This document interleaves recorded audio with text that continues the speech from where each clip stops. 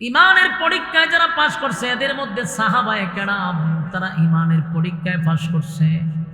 ইমানের পরীক্ষায় আব্দুল্লাহ বিন তামের পাশ করছে, ইমানের পরীক্ষায় আসিয়া পাশ করছে। তারাও ইমানের পরীক্ষায় পাশ করছে, ফেল করে নাই।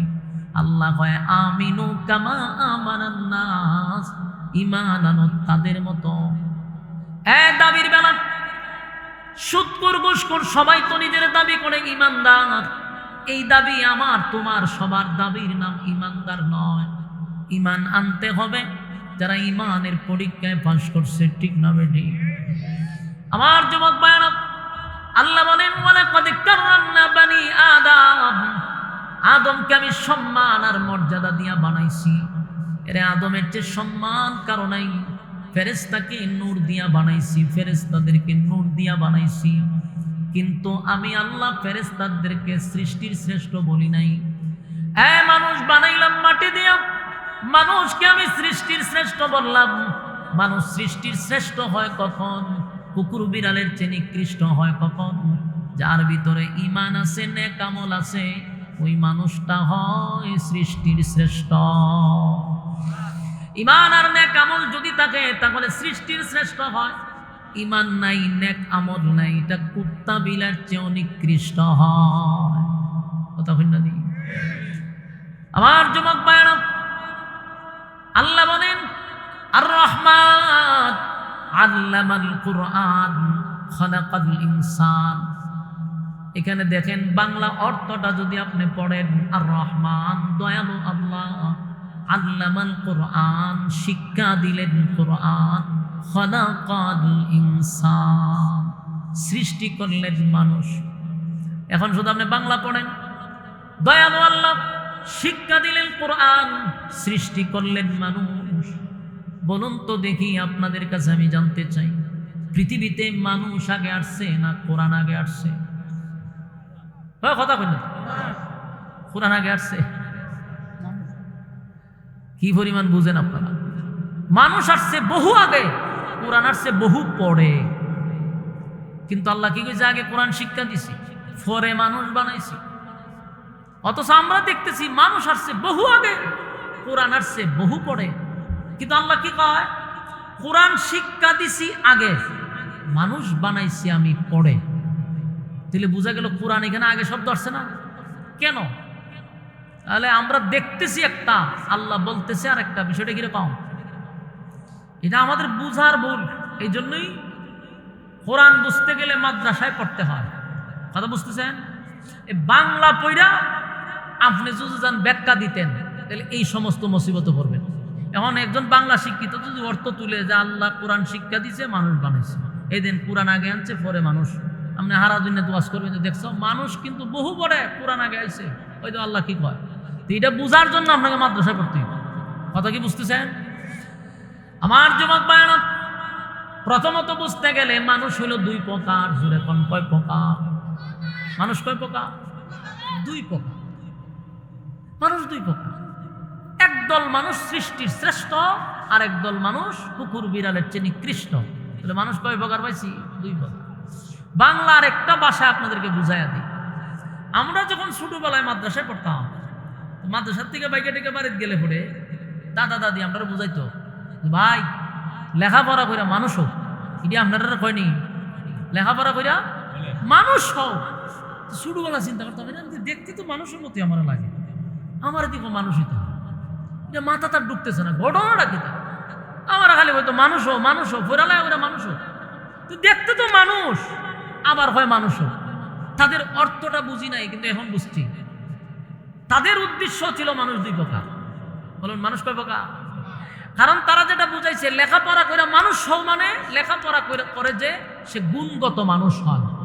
লেখাপড়া ছাড়া যে মানুষ, এটা সুরতে মানুষ, দেখতে মানুষ, কিন্তু এটা আসলে মনুষ্যত্বের ভিতরে নাই।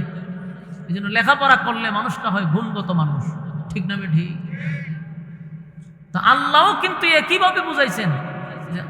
দয়ালু আল্লাহ শিক্ষা দিলেন কোরআন, সৃষ্টি করলেন মানুষ। কোরআন আগে আনলেন কেন? আল্লাহ এটি বুঝাইছেন, কোরআনের শিক্ষায় শিক্ষিত হইলে আমি আল্লাহর আদালতের মানুষ।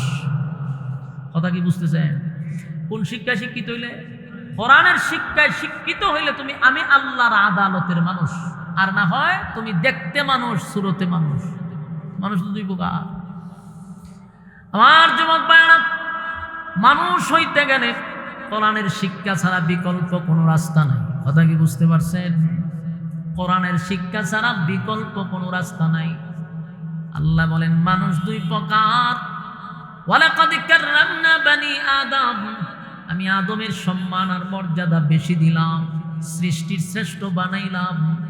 আবার আল্লাহ আরেক জায়গায় কয় উলাইকা কাল আনআমি বাল হুম আদাল, মানুষ চতুষ্পদ জানোয়ারের চেয়েও আরো নিকৃষ্ট। কেন? আমি তোমাদেরকে সম্মান আর মর্যাদা দিলাম, বান্দারে এত সম্মান মর্যাদা দিয়া বানাইলাম, সৃষ্টির শ্রেষ্ঠ তোমারে আমি ঘোষণা দিলাম, এত নিয়ামত দিলাম। একটা মাছ যেইভাবে পানির নিচে ডুবন্ত থাকে, ঠিক তেমনি ভাবে আমি নিয়ামত দিয়া বান্দা বান্দিরে ডুবায়া রাখছি। এত নিয়ামত পাওয়ার পরেও বান্দা কেমনে নাফরমানি করে? বলুন তো দেখি, আল্লাহর নিয়ামতের অস্বীকার করতে পারবেন? কথা হয় না। فبأي آلاء ربكما تكذبان।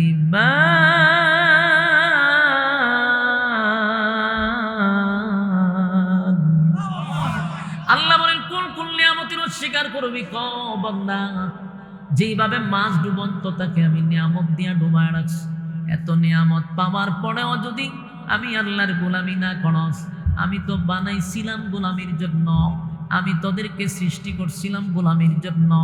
ওয়ালাকাদ জারানা লিজাহান্নামা কাসীরাম মিনাল জিন্নি ওয়াল ইনস, মানুষ এবং জিন দুইটা জাতিরে আমি আগুন দিয়া কিন্তু জ্বালাবো, পোড়াবো। কথা কি বুঝতে পারছেন?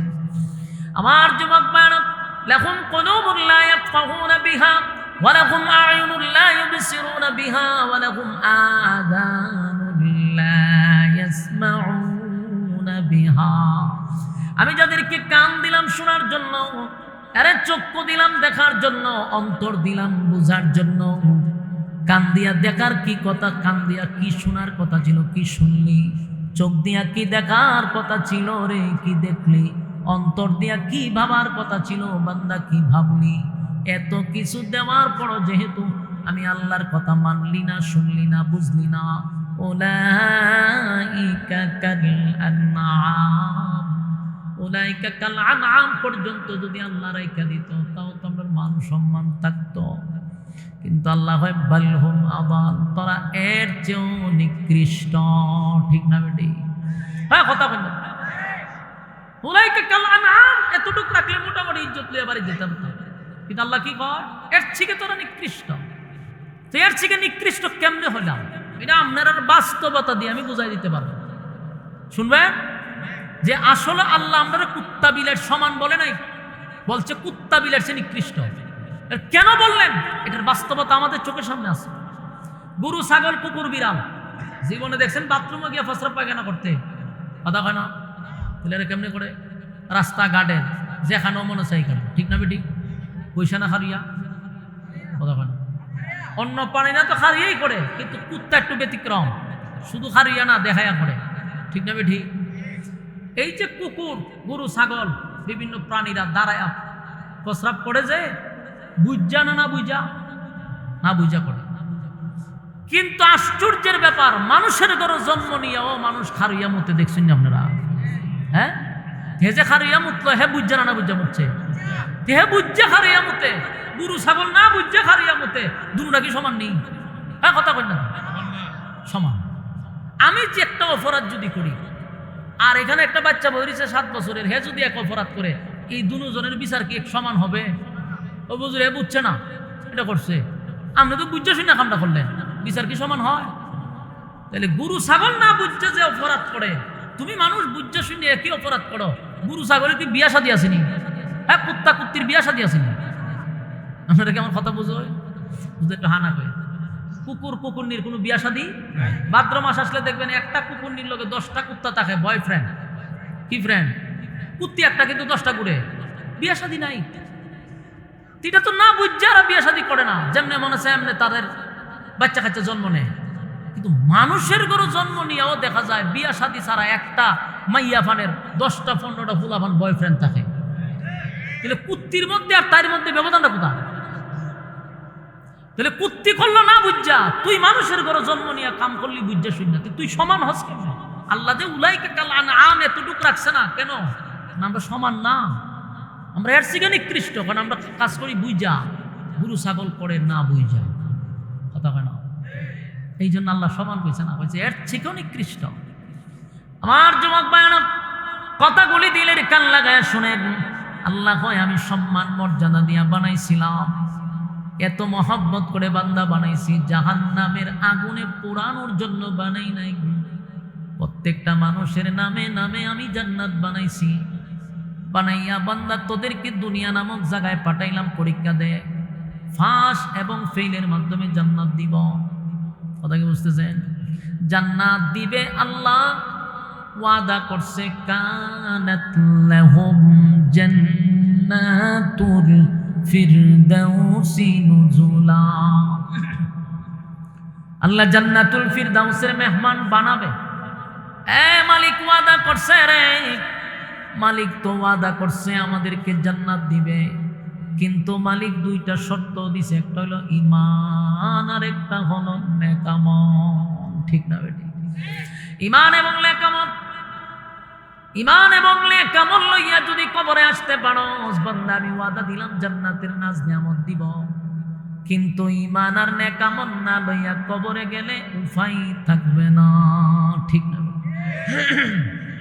জান্নাত আল্লাহ দিবে, এবং জান্নাত আমরা যারা পাবো এটা আল্লাহর দয়া মায়া, দয়া মায়া করে আল্লাহ জান্নাত দিবে। কিন্তু শর্ত তো দিছে ঈমান এবং নেকামল। ঈমান কার মতো আনবো? আমিনু কামা আমানান নাস।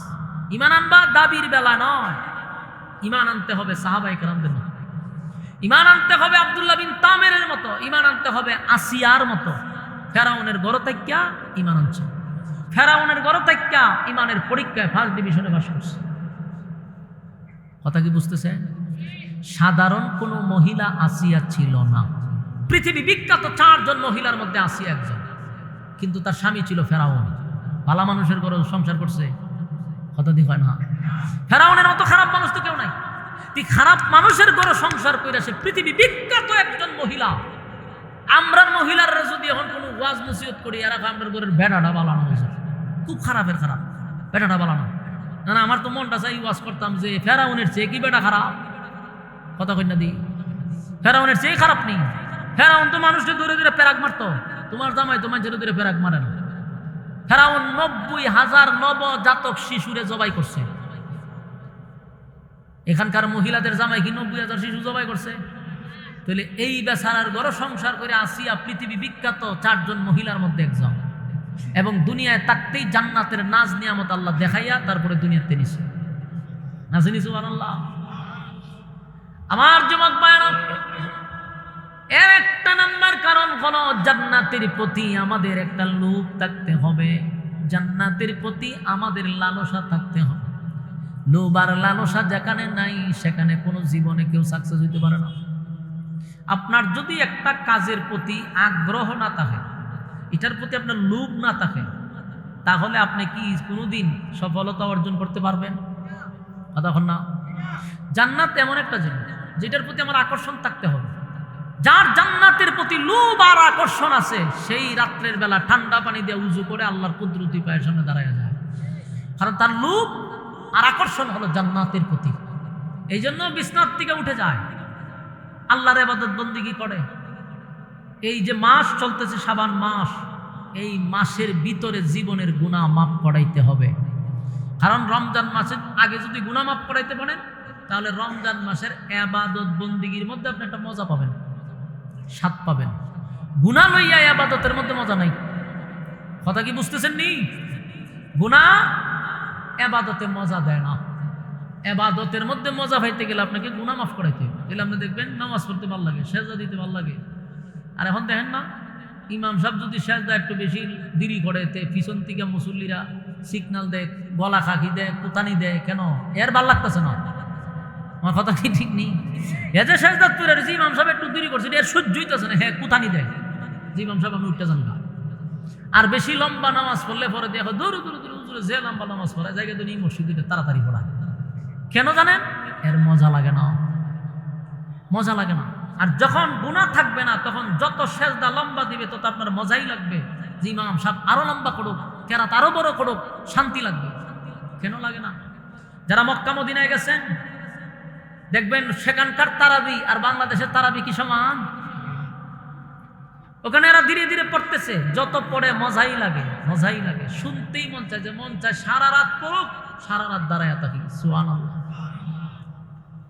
আমার যুবক ভাইরা, শাবান মাসের ভিতরে জীবনের গুনাহ মাফ করাইতে হবে। রমজান মাস আসার আগে আগে তাম জিন্দেগির গুনার উপরে লজ্জিত হয়ে যেতে হবে। আর সেজদায় পড়ে মালিকের দরবারে দরখাস্ত করবেন, আল্লাহ সামনে চলে আসতেছে রমজান মাস, ইবাদতের একটা সিজনের মাস, বন্দেগীর একটা সুযোগ, হায়াতটাকে লম্বা করে দেন, রমজান মাসের সামান তৈরি করার সুযোগ করে দেন। আল্লাহ অতীতের সমস্ত গুনার উপরে লজ্জিত আল্লাহ, বাকি জিন্দেগি ইহদিনাস সিরাতাল মুস্তাকিম, সঠিক সরল রাস্তার উপরে চলার, জীবন যাপন করার তৌফিক দেন। আল্লাহ শয়তানের বিভিন্ন চক্রান্ত থেকে আমাদেরকে হেফাজত করেন। আল্লাহ মানুষ শয়তান থেকে হেফাজত করেন। আল্লাহ জিন শয়তান থেকে হেফাজত করেন। আমার যুবক ভাইরা, তাম জিন্দেগির গুনার উপরে লজ্জিত হইয়া আপনি যদি মালিকের দরবারে দরখাস্ত করেন, চোখের পানিও যদি ছেড়ে দিয়া কান্দেন, আল্লাহ বলেন বান্দা যখন আমার কাছে তওবা করে, বান্দা যখন তার গুনার উপরে লজ্জিত হয়ে যায়, বান্দার চোখের পানি যখন ছেড়ে দেয়, আমি আল্লাহ এটা বরদাস্ত করতে পারি না। বান্দার চোখের পানি মালিকের কাছে বড় দাম, সাথে সাথে বান্দার গুনাহ মাফ করে দেয়। শুধু গুনাহ মাফ করে এতটুকু নয়, গুনার জায়গায় নেকি দিয়া ভরে দেয়। সুবহান। আমার যুবক ভাইরা, এক নাম্বার হলো জান্নাতের প্রতি আকর্ষণ, জান্নাতের প্রতি আমাদের লোভ থাকতে হবে গো। আর তখনই লোভ আসবে যখন ঈমান হবে সাহাবায়ে কেরামদের মতো। আমিনু কামা আমানান নাস, সাহাবায়ে কেরামদের মতো যদি ঈমান আনতে পারি, তাহলেই আমাদের আমলের মধ্যে জজবা বাড়বে, ইবাদত বন্দেগীর মধ্যে মজা আসবে। এই সাহাবায়ে কেরাম জান্নাতের প্রতি তাদের কেমন লোভ ছিল একটু শুনেন, দিলের কান লাগাইয়া। একবার মদিনার মধ্যে হযরতে বেলাল সব সময় আযান দেয় রে, হাইয়া আলাস সালাহ হাইয়া আলাল ফালাহ। কিন্তু ঘটনা ঘটে গেল, একদিন বেলাল আযান দেয় হাইয়া আলাল জিহাদ হাইয়া আলাল জিহাদ। এই আওয়াজ আল্লাহ বেলালের কণ্ঠের মধ্যে এত পাওয়ার দিছিল, বেলালের কণ্ঠের মধ্যে আল্লাহ এত পাওয়ার দিছে, এই যে আমরা ওয়াজ করতেছি মাইক দিয়া, এটার আওয়াজ সর্বোচ্চ যদি যায় তাহলে 1.5 কিলোমিটার পর্যন্ত যাইতে পারে। ঠিক না বেটি? এর উপরে যায় না, যত ভালো মাইক হোক সর্বোচ্চ 2 কিলো, এর উপরে যায় না। কিন্তু হযরত বেলালের কণ্ঠের মধ্যে আল্লাহ এত পাওয়ার দিছিল, খালি গলায় বেলাল আজান দিত, সুদূর 41 কিলোমিটার গিয়া আওয়াজ পৌঁছে যেত। চিৎকার দিয়া কোন সুবহান। বেলালের কণ্ঠের মধ্যে আল্লাহ এত পাওয়ার, বেলাল আজান দিলে 41 কিলোমিটার দূরে চলে যায় রে। ওই আওয়াজ গিয়া মদিনার এক বিধবা মহিলার কানে গিয়া পৌঁছে গেছে। বিধবা মহিলা গভীর রাত্রে চোখের পানি ছেড়ে দিয়া কান্না শুরু করছে, কানতে কানতে বালিশ ভিজায়া দিল। হঠাৎ করে তার পাশে 7 বছরের একটা বাচ্চা ডাক দিয়া বলে, মাগো গভীর রজনীতে এই রাত্রিতে আপনি কেন কান্দেন? আপনার কান্নায় আমার ঘুম ভেঙে গেছে। ওমা বলেন না, আপনার কি আমার বাবার কথা স্মরণ হয়ে গেছে, এই জন্য বুঝি কান্দেন? মা বলে, না, তোমার বাবার কথা স্মরণ করে কান্দি না। মাগো আপনার কি কোথাও ব্যথা লাগছে না? ব্যথার জন্য আমি কান্দি না। তাহলে আপনি কান্দেন কেন? আমি কান্দি বেলালের আজান শুনে। বেলাল আযান দেয় হাইয়া আলাল জিহাদ। আগামীকাল মদিনার মধ্যে সাহাবায়ে কেরাম যুদ্ধের জন্য অংশগ্রহণ করবে।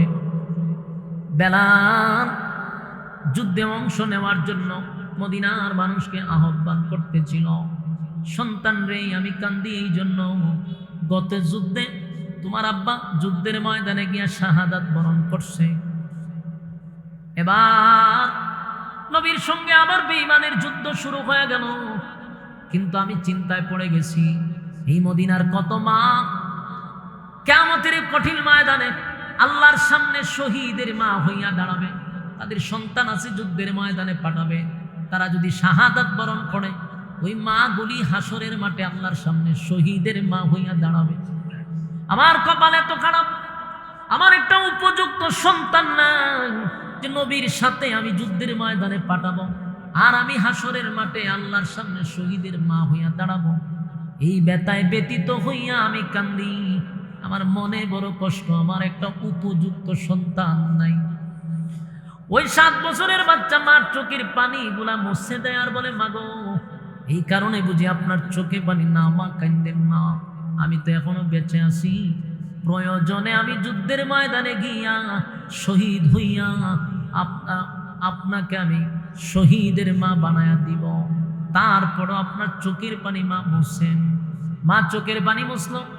ঘুম থেকে জাগ্রত হইয়া সকালবেলা সন্তানটারে কোলে লইয়া চলে গেলেন মদিনায় মসজিদে নববীর সামনে। গিয়া দেখে ফজরের নামাজের পরে সাহাবায়ে কেরাম যুদ্ধের ময়দানে অংশগ্রহণ করার জন্য সবাই যার যার নাম লেখাচ্ছে, যুদ্ধে যারা অংশগ্রহণ করবে। ওই মহিলা 7 বছরের বাচ্চাটাকে কোলে লইয়া লাইনে দাঁড়ায়া গেছে। সাহাবায়ে কেরাম আশ্চর্য হইয়া বলে, ঘটনা কি? পুরুষের লাইনে মহিলা দেখা যায়, এটা কেমন কথা? দৌড়াইয়া গিয়া বলে, মাগো, এই লাইন পুরুষের লাইন, এটা মহিলার লাইন নয়, আপনি কেন এখানে দাঁড়াইলেন? মহিলা বলে, দেখো না, আমার কুলে যে একটা ছেলে আছে, এটা তো পুরুষ, এই জন্য তার নাম যুদ্ধের ময়দানে আমি লেখাইতে চাই। সাহাবায়ে কেরাম বলেন, মাগো, নাবালক বাচ্চাদেরকে, মহিলাদেরকে যুদ্ধের ময়দানে অংশগ্রহণ করার কোনো সুযোগ নাই, কোনো সুযোগ নাই গো মা। আপনি বাচ্চারে লইয়া বাড়িতে চলে যান। এত ছোট বাচ্চা যুদ্ধের ময়দানে কোনোভাবেই এলাও করা হবে না। মহিলা শুনে না, যতই বোঝায় মানে না, শুনতেও রাজি না, বুঝতেও রাজি না। সাহাবায়ে কেরাম যখন ওনার সঙ্গে কথা বলতে লাগলো, আওয়াজ গিয়া পৌঁছে গেছে আল্লাহর হাবিবের কান পর্যন্ত। নবীজি ঘট হুজরা শরীফ থেকে বাহির হইয়া তাকায়া দেখে সাহাবায়ে কেরাম একজন মহিলার সঙ্গে কথা বলতেছিল। আল্লাহ নবী বলেন, সাহাবীরা রে, কি এমন কথা তোমরা শুরু করলা? বলে, নবী গো, তাকায়া দেখেন না, পুরুষের লাইনে মহিলাটা দাঁড়ায় আছে, নাবালক এক বাচ্চা লইয়া যুদ্ধের ময়দানে। ছোট কোনো বাচ্চা, এমনকি মহিলাদেরকে আমরা এলাও করি না। মহিলাদের যতই বুঝাই মানে না, বুঝে না, শুনেও না, তার সঙ্গে কি কথা বলবে? আল্লাহর নবী মহিলার কাছে গিয়া বলে, মাগো, এত ছোট বাচ্চা যুদ্ধের ময়দানে কোনোভাবেই এলাও করা হয় না, মহিলাদেরকে আমরা যুদ্ধের ময়দানে নিতে দেই না, কেন আসছেন? এই মহিলা আবার কান্দে আর কয়, হুজুর, গত বছর যুদ্ধের ময়দানে আমার স্বামী আপনার সঙ্গে গেছিল, আপনারা ফিরে আসলেন, কিন্তু আমার স্বামী আসে নাই, শাহাদাত বরণ করছে। ওগো নবীজি, কিয়ামতের মাঠে তো আমি শহীদের স্ত্রী হইয়া দাঁড়াইতে পারবো, কিন্তু শহীদের মা হইয়া তো দাঁড়াইতে পারবো না, কারণ আমার উপযুক্ত কোনো সন্তান নাই। আমার সন্তানটার সবে মাত্র 7 বছর, কিন্তু আমার মনে বড় আশা, জান্নাতের প্রতি আমার বড় লোভ, জান্নাতের প্রতি বড় আমার আগ্রহ, জান্নাতের নাজ নিয়ামত আমি ছেড়ে দিতে রাজি না। আমার এই ছেলেটারে যুদ্ধের ময়দানে নিয়ে যান, শহীদ হয়ে যান, আমি শহীদের মা হইতে চাই। চিৎকার দিয়া কোন সুবহান। আমার যুবক ভাইরা, আল্লাহর হাবিব ডাক দিয়া বলেন, মাগো, এত ছোট বাচ্চা আমি কোন কাজে লাগাবো? তরবারিও তার থেকে অনেক বড়, আমি কেমনে তারে যুদ্ধের ময়দানে লইয়া যাই? মহিলাটা বলে, হুজুর কোনো কাজে লাগবে না আমি জানি, কিন্তু একটা কাজে লাগবে। আপনি যখন যুদ্ধের ময়দানে যাবেন, বেঈমানরা আপনাকে লক্ষ্য করে চতুর্দিক থেকে তীর মারতে থাকবে, তরবারির আঘাত করতে থাকবে। এই তীর এবং তরবারির আঘাতগুলি আটকানোর জন্য একটা ঢালের প্রয়োজন হয়। নবীজি, আমার এই ছোট বাচ্চাটাকে আপনি ঢাল স্বরূপ ব্যবহার করবেন।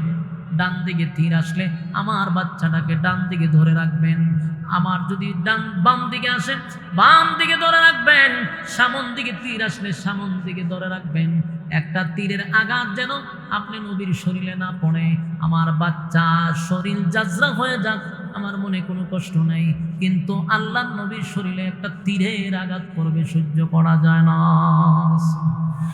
আমার যুবক ভাইরা, আমিনু কামা আমানান নাস, সাহাবায়ে কেরামদের ঈমান, সাহাবায়ে কেরামদের ঈমান, জান্নাতের প্রতি তাদের কেমন লোভ ছিল, জান্নাতের প্রতি তাদের কেমন আকর্ষণ ছিল।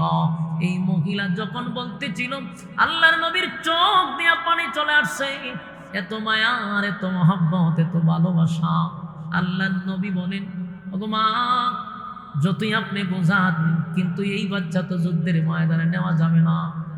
কিন্তু আশ্চর্যের ব্যাপার হলো, ছোট বাচ্চাটা নবীর সামনে দাঁড়ায় কয়, হুজুর আমি কি কিছু কথা আপনার সামনে বলতে পারি গো নবী? অনুমতি যদি দেন তাহলে বলবো। আল্লাহর নবী তার দিকে তাকায় আছে, কি বলবা বলো?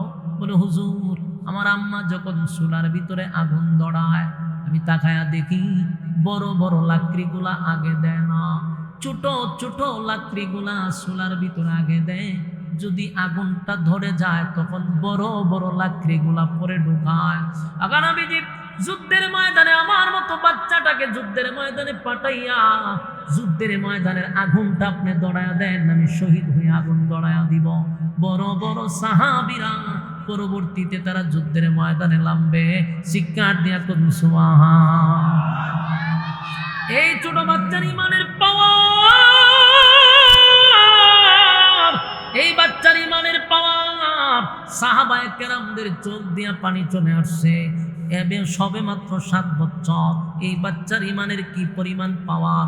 আমার যুবক ভাইরা, এই জন্য আল্লাহ বলেন, আমিনু কামা আমানান নাস। ঈমান যদি আনতে হয় তাদের মতো ঈমান আনো, দাবির বেলা ঈমান নয়। একটা কথা স্মরণ রাখবেন, আল্লাহর কসম, ঈমানদারের উপরে ঈমানের পরীক্ষা হবে, এতে কোনো সন্দেহ নাই। আমরা যে নিজেদেরকে ঈমানদার দাবি করি, জানা রাখবেন ঈমানদারের উপরে ঈমানের পরীক্ষা হয়। বিনা পরীক্ষায় মালিক আপনাকে জান্নাত দিবে না, বিনা রেজাল্টে আপনাকে জান্নাত দিবে না। কারণ পরীক্ষা আমাদের আসবে। 1 থেকে 2 লক্ষ 24,000 পয়গম্বর দুনিয়াতে আল্লাহ পাঠাইলেন, মতান্তরে যতগুলা নবী রাসূল দুনিয়ায় পাঠাইছেন, আমাদের নবী সহ কোন নবীরে আল্লাহ পরীক্ষা ছাড়া নেয় নাই। নবীরা নিষ্পাপ, এরপরও মালিক তাদের উপরে পরীক্ষা নিছে। বিনা পরীক্ষায় মালিক কাউরে ছেড়ে দিবে না। আমার যুবক ভাইয়েরা, এই জন্য সাবধান, 500 টাকার কাছে ঈমান বিক্রি করবেন না, 1 কাপ চা রং চার কাছে ঈমান বিক্রি করবেন না। আমাদের ঈমান এত দুর্বল, 500 টাকার কাছেও আমরা ঈমানটা বিক্রি করে দেই। এর থেকে লজ্জা আর কিছু হতে পারে না।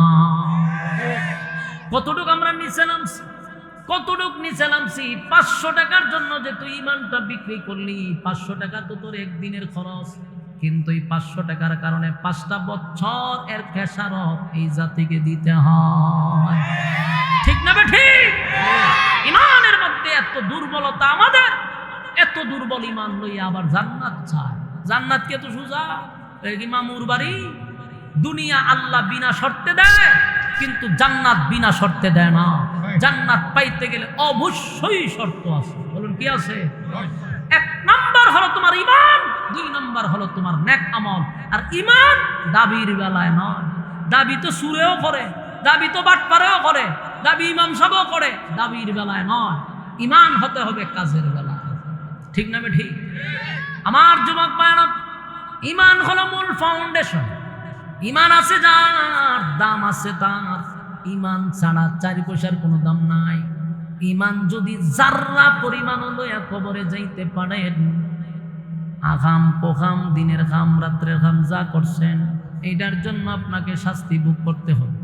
কিন্তু এই যে জাররা পরিমাণ ইমান আছে, এটার কারণে একদিন আল্লাহ আপনাকে জান্নাতে ঢুকাবে। কিন্তু যদি ইমান না থাকে রে, অনন্তকাল জাহান্নামের আগুনে জ্বলতে হবে, বাঁচার কোনো সুযোগ নেই। ইমান এত দামি। আমার স্পষ্ট কথা, ইমান টিকায় রাখতে গিয়া যদি আমার নেতা ছাড়তে হয় নেতা ছাড়ব, ইমান টিকায় রাখতে গিয়া যদি দল ছাড়তে হয় দল ছাড়ব, ইমান টিকায় রাখতে গিয়া যদি আমার ঘর ছাড়তে হয় ঘর ছাড়ব, ইমান টিকায় রাখতে গিয়া যদি দুনিয়াও ছাড়তে হয় আমি দুনিয়া ছাড়ব, ইমান আমি ছাড়তে রাজি না। ঠিক, ইমান হলো মেইন ফাউন্ডেশন। যদি আপনার ফাউন্ডেশন না থাকে, উপরে কিছু থাকবো কথা হয় না দিয়ে, তাহলে একটা মানুষের মেইন হলো ইমান। এরপরে আসুন নেকামল, ওয়া আমিলুস সালিহাত, নেকামল পড়ো। এই যে মাহফিলে বসছেন, আমি যে আপনাদের সামনে আয়াতগুলি পড়লাম, প্রতিটা হরফে হরফে 10টা করে নেকি আমলনামায় ঢুকে গেছে। আর সামনে যে মাস আসতেছে, ওই সময় যদি একটা হরফ উচ্চারণ করেন 70টা নেকি পাইবেন। সুবহানাল্লাহ। একটা ইবাদতের বিনিময়ে 70টা নেকি রমজান মাসে। তাই নেকামল দরকার আছে না নাই? হয় কথা কই না দি, নেকামলের দরকার আছে। নেকামল ছাড়া জান্নাত পাওয়া যাবে না। দুনিয়া ছাড়া যেমন দাম নাই, পরকালে নেকি ছাড়া কোনো দাম নাই। কথা কি বুঝেন? লাশ দিলইছে আমার যুবক ভাইরা। শেষ কথা হলো, ইমান আর নেকামল লইয়া যখন কবরে যাবেন, আল্লাহ কয় কানাত লাহুম জান্নাতুল ফিরদাউসি নুজুলা। ইমান আর নেকামল লইয়া জান্নাতে আসলে পড়ে আল্লাহ কয় আমি জান্নাতুল ফিরদাউসের মেহমান বানাবো। আল্লাহ যদি আমাদেরকে মেহমান বানায় রে, মালিক নিজেই তো হবে মেজবান। সুবহানাল্লাহ। আমরা হব মেহমান, আল্লাহ হবে মেজবান। আল্লাহ কয় জান্নাতে ঢোকার পরে কেউ বাহির হতে চাবে না। খালিদিনা ফিহা লা ইয়াবগুনা আনহা হিওয়ালা। জান্নাতীরা জান্নাতে ঢোকার পরে অনন্তকাল জান্নাতের ভিতরে থাকবে, সেখানে কোনো সীমা নাই যে এতদিন পর্যন্ত। এটার শুধু শুরু আছে, কোনো শেষ নাই। সুবহানাল্লাহ। জান্নাতের ভিতরে আল্লাহ নিজেই হবে মেজবান। প্রতি শুক্রবারে একদিন করে আল্লাহ নিজে দাওয়াত দিয়া বান্দা বান্দীদেরকে খাওয়াইব। সুবহানাল্লাহ। আল্লাহ নিজে দাওয়াত দিবে, নিজে আল্লাহ মেজবান হবে, বান্দা বান্দি হবে মেহমান। আল্লাহ তাদের বান্দা বান্দীদেরকে মেহমানদারি করাবে। তবে শর্ত হলো ইমান আর নেকামল। কথা কোন ঠিক না বেটি? ইমান আর নেকামল, ইমান আর নেকামল, ইমান আর নেকামল। ইমান নাই যার, অস্তিত্ব নাই তার। তাই একটা জিনিসের ব্যাপারে কোনো আপোষ চলে না। এটা হলো কথা হয় না, একটা ব্যাপারে কোনো আপোষ নাই, এটা হলো ইমান। ইমানের জন্য কোনো আপোষ চলে না। কথা কি বুঝতেছেন? আরে মিয়া, ইমান যদি না থাকে, কুত্তা বিলের দাম আছে, তোমার দাম নাই। এজন্য আমার সবচেয়ে বড় যে নিয়ামত আল্লাহ আমাকে দিয়েছে, এটা আমি একজন ইমানদার। কথা বুঝতে পারছেন? আমার প্রথম পরিচয় আমি একজন ইমানদার। সুতরাং ইমান থাকার পরে যদি আমার দল ঠিক থাকে আমি আছি, নেতা ঠিক থাকে আমি আছি, ঘর ঠিক থাকে আমি আছি, দুনিয়া ঠিক থাকে আমি আছি, না কোনো কিছু তো আমি নেই। কথা কি ক্লিয়ার? আমার আগে হলো ইমান। ইমান নাই, আল্লাহ হয় উলাইকা কাল আনআম বাল হুম আদাল, তোরা এর চেয়ে নিকৃষ্ট, কুত্তা বিলের চেয়ে তোরা নিকৃষ্ট। অথচ আল্লাহ আমাদেরকে মহব্বত করে বানাইছে, মায়া করে বানাইছে। বানানোর পরে 4 কসম করছে, সম্মান করছে, ফেরেশতাদের চেয়ে দামি বানাইছে। এত সম্মান এত মর্যাদা দেওয়ার পরেও তুমি যদি তোমার এই অবস্থান ধরে না রাখতে পারো, তাহলে তোমার অবস্থা হবে কুকুর বিড়ালের চেয়ে নিকৃষ্ট। কারণ কুকুর বিড়ালকে জাহান্নামে দেওয়া হবে না, আমাকে তোমাকে জাহান্নামে দেওয়া হবে। কথাখন ঠিক না বেঠিক? আল্লাহ এই কথাগুলির উপরে বললে ওয়ালাকে, শুনলে ওয়ালাকে, উভয়কে সহি আমল করার তৌফিক দান করুক। আমিন। আমি আপনাদের সামনে সূরা কাহাফের শেষ অংশ তেলাওয়াত করছি। বর্তমান যে মাসটা চলতেছে অত্যন্ত গুরুত্বপূর্ণ একটি মাস, ফজিলতপূর্ণ একটি মাস, দোয়া কবুলের মাস। সামনে আসতেছে ইবাদত বন্দেগীর সিজনের মাস। আমাদের সামনে একটা বরকতি মাস, কোরআন নাজিলের মাস, গুনাহ মাফের মাস, মাগফিরাতের মাস, নাজাতের মাস।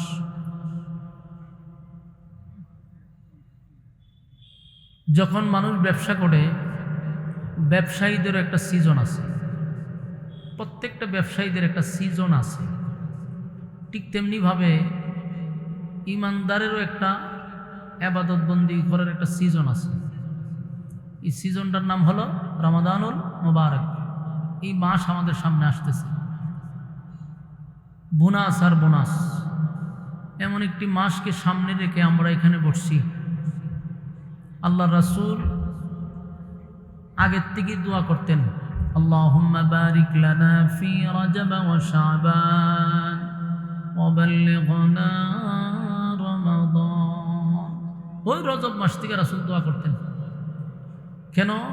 যে রমজান মাস আসার আগ পর্যন্ত আল্লাহ যেন হায়াত বাড়ায় দেয়, রমজানের সামান তৈরি করার জন্য আল্লাহ সুযোগ করে দেয়, দোয়া করতেন। কেন? এই মাসটা হলো ইবাদত বন্দেগীর সিজন। আপনি যদি এক রাকাতে এখন নামাজ পড়লে এক রাকাতে একটাই সওয়াব পাইতেছেন এক রাকাতে, কিন্তু এটা যদি রমজান হয় তাহলে বেড়ে যায় কত? 70 রাকাত। সুবহানাল্লাহ। তো কি পরিমাণ বোনাস আল্লাহ দেয় রমজান মাসে। আমরা এই মাসটাকে সামনে রেখে এখানে বসছি, এই জন্য আমরা সময় নষ্ট না করি। পৃথিবীতে যত মানুষ আছে এবং আসছে, প্রত্যেকটা মানুষেরই শেষ একটা আশা আকাঙ্ক্ষা থাকে, যারা নিজেকে ইমানদার দাবি করে। এই আশা আকাঙ্ক্ষাটা হলো দুনিয়ায় কিছু পাইলাম আর না পাইলাম, কিন্তু পরকালে যেন সুখ শান্তি পাই। এই লক্ষ্যেই মানুষ মসজিদে যায়, মাদ্রাসাতে যায়, এই সমস্ত মাহফিলে বসে। আপনারা যারা এখানে বসছেন সকলেই পরকালের উপর বিশ্বাস করেন, এই জন্য এখানে বসছেন। পরকালে আল্লাহর সামনে দাঁড়াইতে হবে, আমাদের কৃতকর্মের জন্য আল্লাহর কাছে জবাব দিতে হবে। এই বিশ্বাসটুকু আছে বিদায় আপনারা দুনিয়ার সব কিছু ছেড়ে এখানে বসছেন। এখানে কোনো 1000 কোটি টাকার মালিকরা বসে না, এখানে শিল্পপতিরা বসতে চায় না, ব্যস্ত। কিন্তু এখানে অনেক মানুষ যারা আসছেন হয়তো বা 1000 কোটি টাকার মালিক না, কিন্তু এটা বিশ্বাস করে যে আমাদের এই দুনিয়ার অপকর্মের জন্য আল্লাহর সামনে আমাদের জবাব দিতে হবে, বিচারের সম্মুখীন হতে হবে। এই বিশ্বাসটুকু আছে বিদায় আপনারা এখানে বসছেন। দুনিয়া এটা ক্ষণস্থায়ী, এটা চিরস্থায়ী না। আপনি যে কোনো ধর্মের হন, যে কোনো রঙের হন, কিন্তু একটা বিষয় মানতে আপনাকে বাধ্য, এটা হলো দুনিয়া থাকার জায়গা না। ঠিক না ঠিক? দুনিয়া থাকার জায়গা না, এটা সবাই একমত। হিন্দুও বিশ্বাস করে, খ্রিস্টানও বিশ্বাস করে, বৌদ্ধও বিশ্বাস করে, সব ধর্মের মানুষ একটা জায়গায় একমত হয়, মরতেই হোক, মরার থেকে বাঁচার কোনো সুযোগ নাই। তাহলে আমরা সবাই মরব, এটা তো বিশ্বাস করছি, কথা হয় না? কুত্তাও মরে, বিলায়ও মরে, মানুষও মরে। এই দুনু মরা কি সমান? কুকুর বিড়ালও মরে, মানুষও মরে। তো যদি মরা দুটাই সমান হয়, তাহলে আমরা আল্লাহ এত সম্মান দিয়ে বানাইলো কেন? মরতে হবে, কোনো প্রাণী বেঁচে থাকবে না, প্রাণীরাও মরবে। তো আমাদের মরণটা যেন কুকুর বিড়ালের মতো না হয়। আমরা সৃষ্টির শ্রেষ্ঠ, আল্লাহ আমাদেরকে সমগ্র সৃষ্টি জগতের মধ্যে শ্রেষ্ঠত্ব দান করছে। সমগ্র সৃষ্টি জগৎ আল্লাহ হুকুম দিয়ে বানিয়ে নিছে, হয়ে গেছে। মানুষকে আল্লাহ হুকুম দিয়া বানায় নাই, আল্লাহর কুদরতি হাত লাগাইছে মানুষের শরীরে। দেখেন জানি কেন সুবহানাল্লাহ আসেনি? থাকলে হবেন। মেস্তুরি দিয়া বানাইছে, ফেরেশতাদের মাধ্যমে আমাদের বডি গঠন করছে, শেষে আল্লাহ কুদরতি হাত লাগাইছে। কিন্তু আসমান 7টা বানাইছে, কোথাও হাত লাগায় নাই, জমিনে হাত লাগায় নাই, সৃষ্টি জগৎ কোথাও হাত লাগায় নাই, কিন্তু মানুষকে আল্লাহ বানাইতে হাত লাগাইছে এবং সব কমপ্লিট করছে 6 দিনে। মানুষ মাত্র 3.5 হাত। এই 3.5 হাত মানুষকে বানাইতে তো আল্লাহ 1 সেকেন্ডে লাগার কথা না, কিন্তু এটারে বানাইছে 10 মাস 10 দিন লাগাইয়া, সময় লাগাইয়া বানাইছে। তাড়াহুড়া করে বানায় নাই, হুকুম দিয়া বানায় নাই। তাহলে আমাদের অবশ্যই সম্মান আছে, ইজ্জত আছে, ঠিক না? অনেক সম্মান। ওয়ালাকাদ কাররামনা বানি আদম, আদমের যে সম্মান আর মর্যাদা আল্লাহ কাউকে দেয় নাই। বানানোর পরে আল্লাহ একবার না 4টা কসম করছে। কয়টা কসম? চিন্তা করেন, আমরা বানাই আল্লাহ কসম করছে 4টা কসম করছে। তিন ফলের কসম, জাইতুন জাইতুন ফলের কসম, ওয়াতুরে সিনিনা সিনাই পর্বতের কসম, ওয়াহাযাল বালাদিল আমিন পবিত্র মক্কা নগরীর কসম। এই 4টা কসম করছে, 2টা স্থানের কসম, 2টা ফলের কসম। এরপরে আল্লাহ হয় লাকাদ খালাকনাল ইনসানা ফি আহসানি তাকওয়িম। এই 4 কসম করে আল্লাহ হয় তোমাদের যে সুন্দর আমি আল্লাহর কাউরে বানাই নাই। সুবহানাল্লাহ। এখন এত সম্মান দিল, এত মর্যাদা দিল, আপনারা কি মনে হয় এমনি বেহুদা? বেহুদা না। أفحسبتم أنما خلقناكم عبثا وأنكم إلينا لا ترجعون। অনর্থক বানায় নাই, বেহুদা না। সম্মান মর্যাদা তোমাদেরকে সবচেয়ে বেশি দিছি। যদি তোমরা এই সম্মান আর মর্যাদা ধইরা না রাখতে পারো, তাহলে আল্লাহ আরেক জায়গায় আরেক কথা বলছে, উলাইকা কাল আনআম। এই আনআম কই আল্লাহ শেষ করছে না, বাল হুম আযাল, চতুষ্পদ জানোয়ারের চেয়ে তোমরা নিকৃষ্ট। কথা বুঝুননি? এক জায়গায় বলছে সৃষ্টির শ্রেষ্ঠ, আরেক জায়গায় কি কইছে?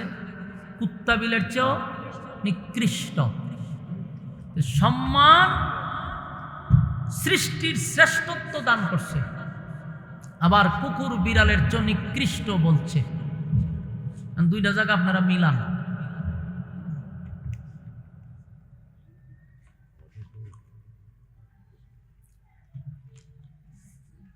সৃষ্টির শ্রেষ্ঠত্ব দান করছে, আবার কুকুর বিড়ালের চেয়ে নিকৃষ্ট বলছে। কথা কি বুঝতেছেন? আপনারা যারা মোবাইল আছে একটু সাইলেন্ট করে নেন, মোবাইল যারা আছে সাইলেন্ট করে।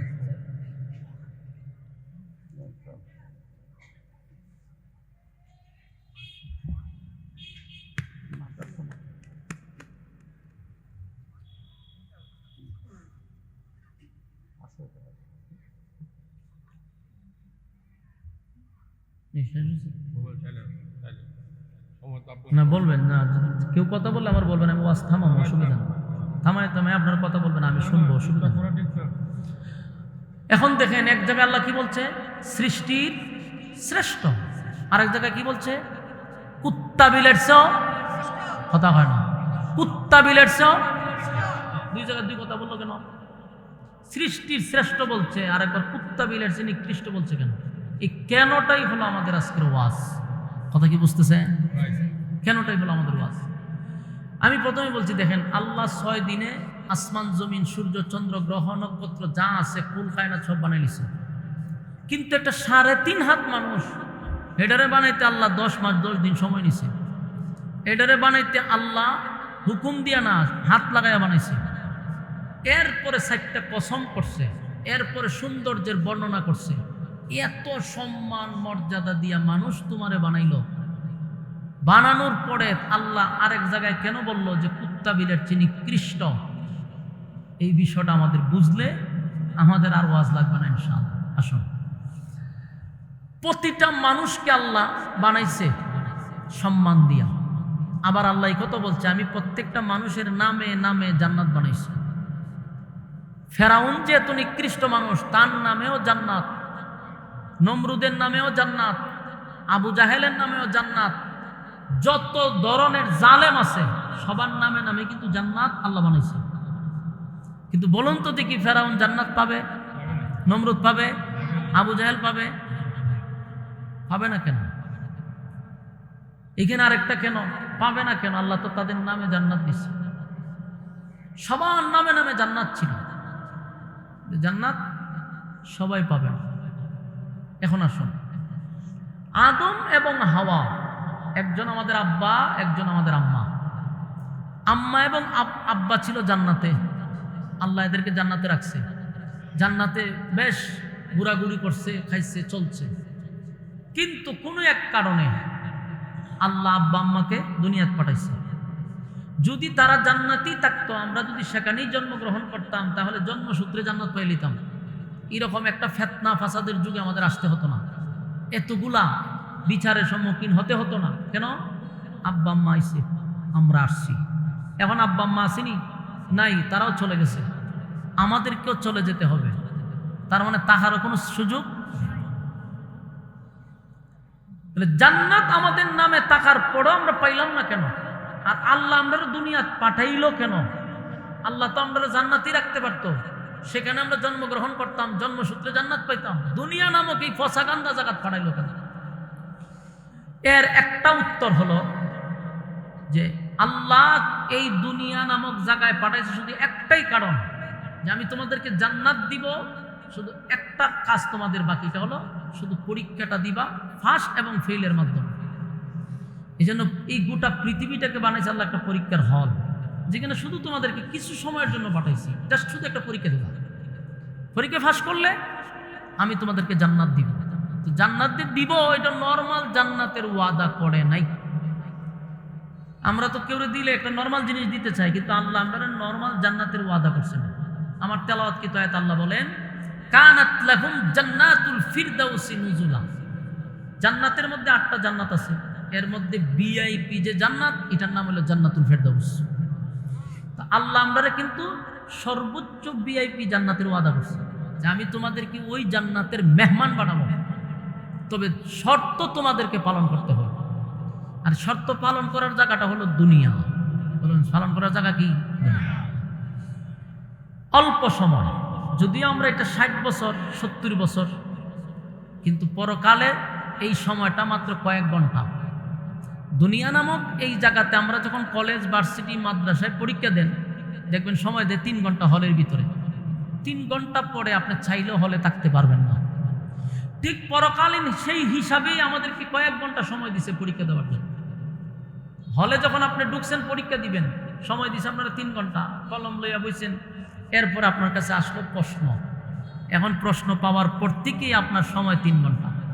এখন আপনি বসে প্রশ্ন পড়তেছেন, মাথায় ধরতেছেন না, কি করবেন চিন্তা করতেছেন। সময় কি আটকে রয়েছে? সময় চলতেছে। চিন্তা করলেন যে না, একটা কমন পড়ে নাই, আমি কি করব? বসে আপনি মনে হয় কবিতা লিখলেন, গান লিখলেন। কেউ বাধা দেয়?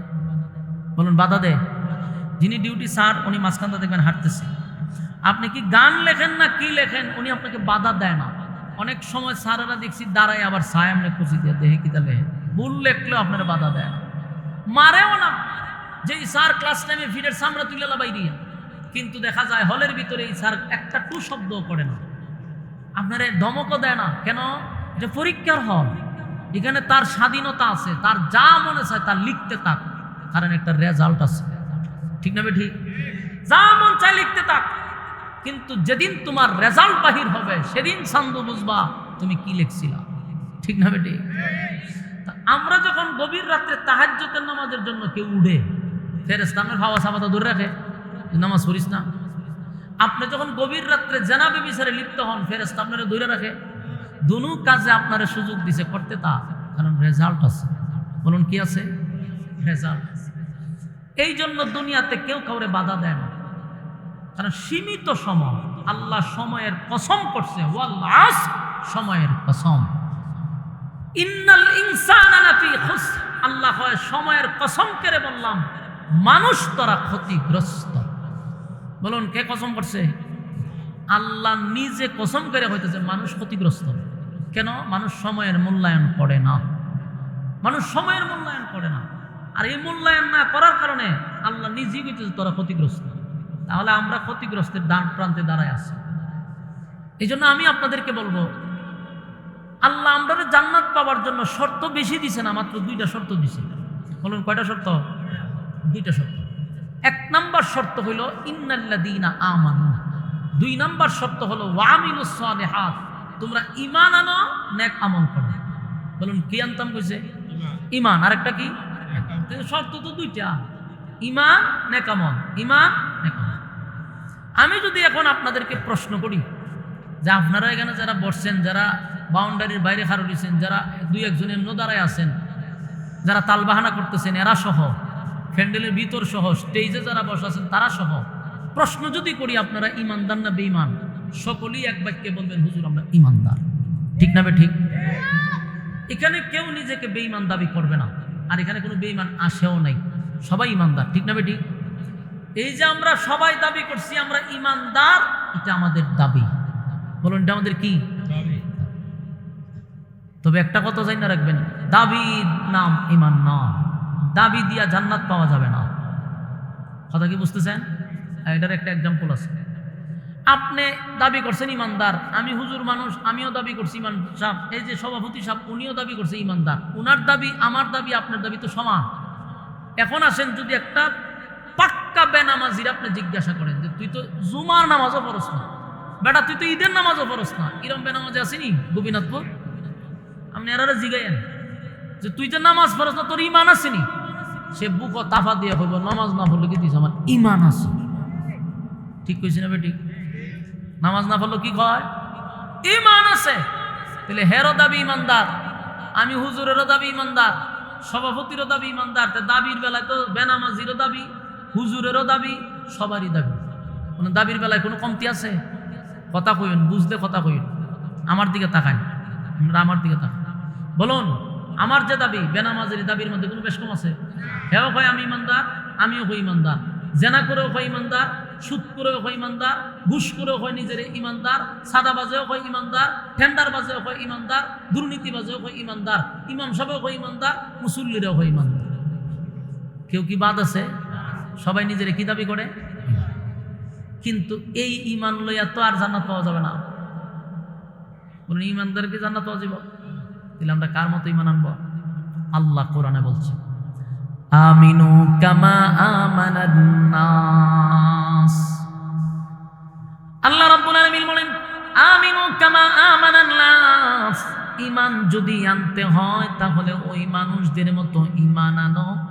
ওই মানুষ কারা? তাফসীর কারকরা বলেন যারা ঈমানের পরীক্ষায় ফার্স্ট ডিভিশনে পাস করছে তোমরা তাদের মতো ঈমান আনো। তাহলে আমরা দেখি বিশেষ করে আপনাদের আমার পরে যিনি বয়ান করবেন আমার বন্ধুবর হযরত মাওলানা কারি আব্দুল কাইয়ুম মিয়াজি সাহেব, চমৎকার কণ্ঠ এবং তার তেলাওয়াত, তার সঙ্গীত অনেক গুণে গুণান্বিত বেচারা। ঠিক না? যে গুণ আল্লাহ আমার মধ্যে দিছে না, এই গুণগুলো আল্লাহ তারে দিছে। তো ইনশাআল্লাহ আপনাদের সামনে উনি কথা বলবে। এর আগে মাদ্রাসা, যেহেতু এখানে মাদ্রাসাকে কেন্দ্র করে মাদ্রাসায় কি পড়ানো হয়, কি শিখানো হয় আপনারা নিজের চোখে দেখার কিছু দরকার আছে। আমাদের একটা এই নুরানি মাদ্রাসার প্রথম শ্রেণীর ছাত্র, তারা ইমামতি করার যোগ্যতা রাখে। কথা হয় না? বিশেষ না হলে হয়তো দেখবেন ইমামতি করার যোগ্যতা মাত্র প্রথম শ্রেণীর ছাত্র সেই যোগ্যতা রাখে। জানাজা পড়াইবার মতো যোগ্যতা সেই ব্যক্তি রাখে। এতটুকু ছোট বাচ্চারা। আমাদের দেশের ইঞ্জিনিয়ার, ব্যারিস্টার, ডাক্তার, মাক্তার হেরা বাপের জানাজাটা গিয়া খারুইয়া যে ইমামের পিছনে পড়বো এতটুকু জানে না। ঠিক না ঠিক? এতটুকু জানে না, কিন্তু শিখেন। মারা তো যাবেন, বাচ্চা কাচ্চা জন্ম দিচ্ছেন, যদি নিজের জানাটা বাচ্চা নিজে না পড়াইতে পারলো আপনার বাবা হিসাবে আপনি ব্যর্থ। মিয়া আপনি ব্যর্থ। আপনার টাকা পয়সা দন বলো কি হবে? নিজের বাচ্চা যদি আপনার জানাজাতে না পড়াইতে পারলো তো আপনি বাবা হিসাবে ব্যর্থ না? এই জন্য এই মাদ্রাসাগুলি এই ছোট ছোট বাচ্চারা দেখবেন জানাজা পড়াইতে পারে, ইমামতি করাইতে পারে, এমনকি জুমার নামাজের খুতবা সহ দিতে পারে। এবং হাতের লেখা মাশাআল্লাহ, আমি নিজে মাদ্রাসা করছি তো এই জন্য বলতেছি। আমি মাঝে মাঝে আমার ছাত্রদের হাতের লেখা দেখে আমি নিজে ব্যাক করে যাই। কালিমাতু রাব্বি ওয়ালাউ জিনা বিমিসলিহি মাদাদা কুল ইন্নামা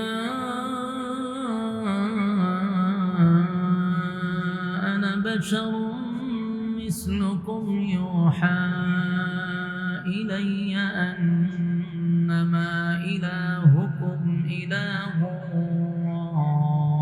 واحد فمن كان يرجو لقاء ربه فليعمل عملا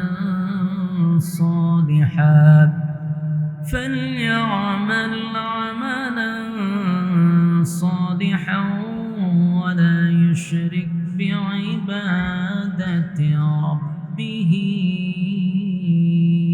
أحدا صدق الله العظيم দুরূদ শরীফ পড়েন আল্লাহুম্মা সাল্লি আলা ভাই এখনো কোয়েল আছে কোথাও কোয়েল কোথাও আছে এই যে আবার করেছে আমি না করলাম অয়েল বন্ধ করে মশার স্প্রে ভলান্টিয়ার নেই বাচ্চা কাচ্চাগুলো একটু কথা বন্ধ করেন কথা বন্ধ করেন দুরূদ শরীফ পড়েন আল্লাহুম্মা সাল্লি আলা محمد وعلى آل محمد كما صليت على إبراهيم وعلى آل إبراهيم إنك حميد مجيد اللهم بارك على محمد وعلى آل محمد كما باركت على إبراهيم وعلى একটু ভলিউমটা কমান একটু কমান إنك حميد مجيد আলহামদুলিল্লাহ আয়োজিত আজকের গোপীনাথপুর দারুল উলুম ইসলামিয়া হাফিজিয়া মাদ্রাসা এতিমখানার উপলক্ষে হাফেজ ছাত্রদের পাগড়ি প্রদান উপলক্ষে আয়োজিত ইসলামী মহাসম্মেলনের সম্মানিত সভাপতি আল্লামা আব্দুর রাজ্জাক কাসিমি সাহেব দামাত বরকাতুহুম, আল্লামা আব্দুর রহিম কাসিমি সাহেব দামাত বরকাতুহুম সহ আজকের মাহফিলের প্রধান অতিথি জনাব শীষ হায়দার চৌধুরী সাহেব, এছাড়াও আমার পরে বয়ান করবেন আপনাদের পরিচিত হজরত মাওলানা কারি আব্দুল কাইয়ুম মিয়াজি সাহেব সহ অতিথিবৃন্দ, মুআজ্জাজ মুকাররম হযরত উলামায়ে কেরাম, উপস্থিত নওজোয়ান তরুণ যুবক ভাইরা, মুরব্বিয়ানে আযম, আওয়াজ যতটুকু দূরে যায় অবস্থানরত পর্দানিশী মা ও বোনেরা, সকলকে আমার অন্তরস্থল থেকে জ্ঞাপন করছি মুবারক, শুকরিয়া আদায় করছি যে আল্লাহ রাব্বুল আলামিন দুনিয়ার সমস্ত ফিতনা ফাসাদ থেকে হেফাজত করে অসংখ্য মানুষের মাঝখান থেকে কিছু সংখ্যক মানুষকে আল্লাহ পছন্দ করে সুস্থ অবস্থায় বরকতি মজলিসে আসার এবং বসার তৌফিক দান করেছেন। শুকরিয়া আদায় করছি আলহামদুলিল্লাহ। লক্ষ কোটি দুরুদ এবং সালাম আল্লাহর সৃষ্টির প্রধান আকর্ষণ জনাবে মুহাম্মদুর রাসূলুল্লাহ সাল্লাল্লাহু আলাইহি ওয়াসাল্লামের উপর। সম্মানিত সুধী, রাস্তাঘাটে দুগান পাটে অনর্থক অকারণে নিষ্প্রয়োজনে যে সমস্ত ভাইয়েরা বেহুদা সময় নষ্ট করছেন, বিনয়ের সাথে বলবো ফ্যান্ডেলের ভিতরে চলে আসি। যদি বেঁচে থাকি তাহলে গল্প করা যাবে, বেঁচে থাকলে আড্ডা মারা যাবে, কিন্তু বেঁচে থাকলে এই মাহফিলটা আগামীকালকে পাওয়া যাবে না।